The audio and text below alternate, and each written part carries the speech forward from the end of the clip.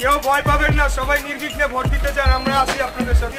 2020 সালের 1 ফেব্রুয়ারির সেই নির্বাচনের দিন বিভিন্ন কেন্দ্রে ভোট কারচুপি ও ব্যাপক অনিয়মের অভিযোগ তোলেন মেয়র প্রার্থী ইশরাক হোসেন। ক্ষমতাসীন আওয়ামী লীগের প্রার্থীর কর্মী সমর্থকদের নজিরবিহীন কারচুপি ও কেন্দ্র দখল এবং ভোটারদের কেন্দ্রে যেতে বাধাও দেয়া হয়। এতে করে শুধু বিএনপি নেতাকর্মীরাই নন, সাধারণ ভোটাররাও ক্ষোভ প্রকাশ করেন কেন্দ্রের সামনেই। সবাই জানি সুষ্ঠুভাবে ভোট হইতো 100% বিএনপি জিতবে, কোনো ডাউট নাই, আমরা সবাই মেনে ফেলব, কোনো সমস্যা নেই। ইশরাকের তো সবই বেশি। কেন্দ্রগুলো দখলমুক্ত করে নিজের এজেন্টদের আবারও ভোট কেন্দ্রে নিয়ে যান ইঞ্জিনিয়ার ইশরাক হোসেন। আমরা প্রশ্নটা বুঝতে পেরেছি, অবশ্যই দখলমুক্ত করেছি। আমি 50-60টা কেন্দ্র নিজে গিয়ে আমি পোলিং এজেন্টদের ঢুকিয়ে আবার ভোট গ্রহণ শুরু করে এসেছি। আমি একা ইশরাক হোসেন তো 1150 কেন্দ্র দখলমুক্ত করতে পারবো না। 60-70টা কেন্দ্র এবং প্রায় 25টার মতো লোকেশনে আমি দখলমুক্ত করে এসেছি। আমি যেটা বলেছি সেটা করেছি, শেষ পর্যন্ত মাঠে থেকেছি, এখনো মাঠে আছি। শেষ পর্যন্ত নির্বাচনে লড়ে গেলেও বিজয়ী ঘোষণা করা হয়েছিল শেখ ফজলে নূর তাপসকে।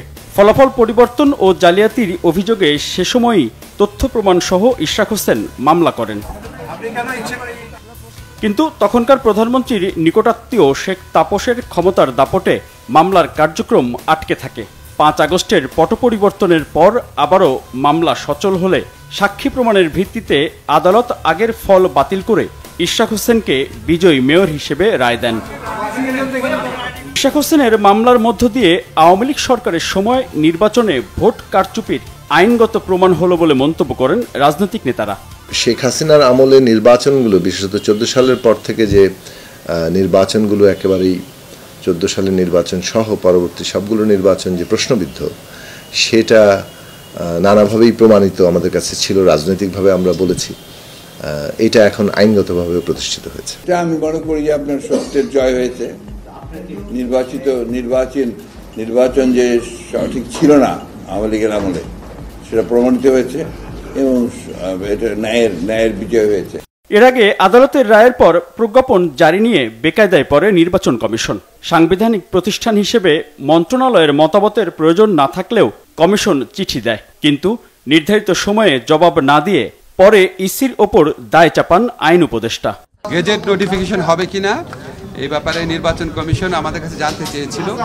নির্বাচন কমিশন তো আসলে একটা সাংবিধানিক প্রতিষ্ঠান, তা আমাদের মতামত জানার আসলে প্রয়োজন ছিল না। নির্বাচন কমিশন আমাদের মতামতের জন্য অপেক্ষা করেন নাই, ওনারা নিজেরা গেজেট নোটিফিকেশন করেছেন। রবিবারের দিন বিকেল 5টা পর্যন্ত ওয়েট করে আমরা যেহেতু রিপ্লাইটা পাই নাই, তারপরে আমরা কমিশন সিদ্ধান্ত নিয়ে এটা আমরা যাতে আদালতের আদেশের জন্য ব্যত্যয় না হয় আমরা সেটা পালন করেছি।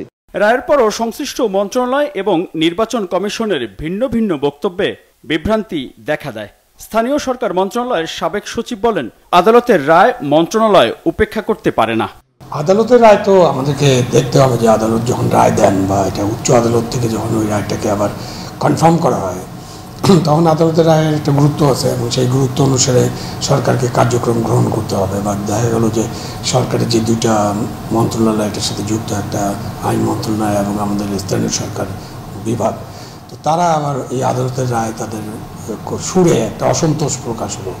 শপথ গ্রহণের একটা ব্যাপার আছে, যে শপথ গ্রহণ না করানো কিনা আমাদের ওই আইনে আছে যে এখানে হয় প্রধানমন্ত্রী অথবা এখন তো প্রধান উপদেষ্টা, তিনি শপথ গ্রহণ করাবেন। তো এখন লোকাল গভর্নমেন্ট মিনিস্ট্রি যদি শপথ গ্রহণের জন্য প্রধান উপদেষ্টার কাছে সময় না চায়, তখন আদালতের রায় তো সরাসরিভাবে অকার্যকর হয়ে যাবে।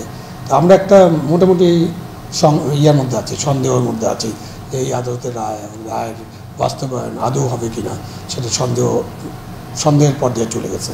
এর মধ্যে আদালতের রায়ে নির্বাচন কমিশনের প্রজ্ঞাপনের বিরোধিতা করে আকস্মিকভাবে বিবৃতি দেয় নতুন দল জাতীয় নাগরিক পার্টি এনসিপি। শেখ তাপস ও বিতর্কিত সিইসি নুরুল হুদার পক্ষেই এনসিপির বিবৃতি কিনা এমন প্রশ্ন ইশরাক হোসেনের আইনজীবীর। দলটির বিবৃতি আদালত অবমাননার শামিল বলেও বিবৃতিতে উল্লেখ করেন ইশরাক হোসেনের আইনজীবী। আদালতের রায় ও নির্বাচন কমিশনের প্রজ্ঞাপন জারির পরই স্থানীয় সরকার মন্ত্রণালয়ের দায়িত্ব হল বিজয়ী প্রার্থীকে শপথ গ্রহণের ব্যবস্থা করা, কিন্তু মন্ত্রণালয় তা না করায় উদ্দেশ্যমূলক বলছেন আইন বিশেষজ্ঞরা। নির্বাচন কমিশন যখন বিজ্ঞপ্তি দিয়ে দিয়েছে, তার অর্থ তারা আপিলের বিরুদ্ধে সিদ্ধান্ত নিয়েছে। আপিল করলে তো বিজ্ঞপ্তি হতো না। তো নির্বাচন কমিশন স্পষ্টতই স্থানীয় সরকার মন্ত্রণালয়ের বোঝা উচিত ছিল যে নির্বাচন কমিশন আপিল করবে না, তাই তারা বিজ্ঞপ্তি দিয়েছে। তবে স্থানীয় ওই বিজ্ঞপ্তির পরে স্থানীয় সরকার মন্ত্রণালয়ের তার যেটা দায়িত্ব সেটা পালনে উদ্যোগী হওয়া উচিত ছিল।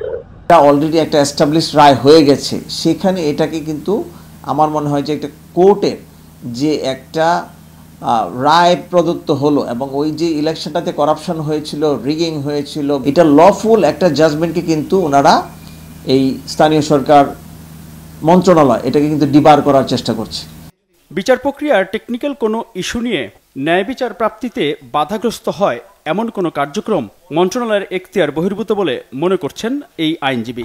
এটা আমার কাছে মনে হচ্ছে একটু দুরভিসন্ধিমূলক একটা আচরণ আমার কাছে মনে হচ্ছে এখানে স্থানীয় সরকার মন্ত্রণালয় থেকে। এবং এটা we all know actually what happen, কি হয়েছিল ওখানে। নেভারদিলেস এটা কোর্টের মাধ্যমে প্রমাণিত হয়েছে। সো আমার কাছে মনে হয় this all of unfair practice হচ্ছে মনে হচ্ছে এখানে। শপথ গ্রহণে বাধা দিয়ে পলাতক আওয়ামী লীগও তখনকার বিতর্কিত নির্বাচন কমিশনের পক্ষে অবস্থান নিচ্ছে কিনা এমন প্রশ্ন ইশরাক হোসেনের। এবং আমাদের কাছে মনে হচ্ছে যে ধানের শীষের প্রার্থীর প্রতি বৈষম্য করা হচ্ছে। এই মামলাটি ছিল তাপস নৌকার প্রার্থী নুরুল হুদা তাদের বিরুদ্ধে, তো তাদের পক্ষ হয়ে এখন তারা এই মামলায় বাধা দান করতে পারে, তাহলে তো তারা সেই দোসরদেরই লোক হয়ে গেল, তাই না? আমি দোষ দিব তাদেরকে, ওই দোসরদেরকে, আমি অন্য কাউকে দোষ দিব না। আমি সকল পক্ষ যারা এখানে রেসপন্সিবল পার্টি রয়েছেন সবাইকে আহ্বান জানাবো দ্রুততম সময়ের মধ্যে আপনারা রায়টি কার্যকর করেন, রায়টি বাস্তবায়ন করেন, এটি আপনাদেরকে।